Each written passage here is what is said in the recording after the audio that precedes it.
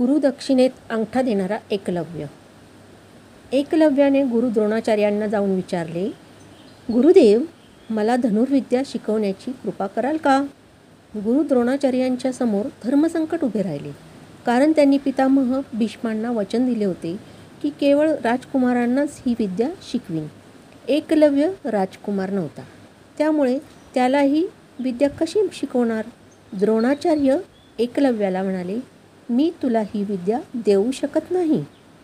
एकदा द्रोणाचार्य, पांडव तसेच कौरव धनुर्विद्येच्या सरावासाठी अरण्यात गेले.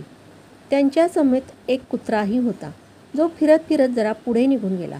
तो कुत्रा एकलव्याजवळ पोहोचला. त्याला पाहून कुत्रा भुंकायला लागला.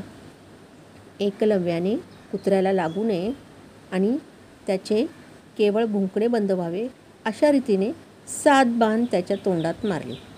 कुत्रा परत गुरु द्रोणाचार्य, पांडव आणि कौरव जिथे होते तिथे गेला.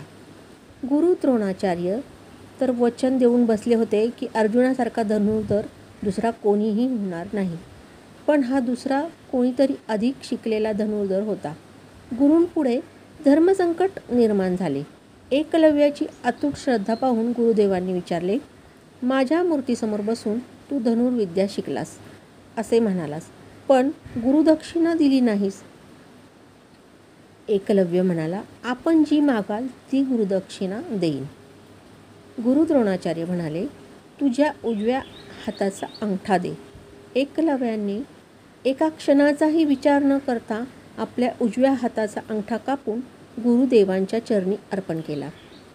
गुरु द्रोणाचार्य म्हणाले, बाळा, अर्जुनाला मी वचन दिले असल्याने तो धनुर्विद्येत सर्वश्रेष्ठ असला तरी जोपर्यंत आकाशात सूर्य, चंद्र आणि नक्षत्रे आहेत तोपर्यंत लोक तुझ्या गुरुनिष्ठेचे, तुझ्या गुरुभक्तीचे स्मरण करतील, तुझी यशोगाथा गातील.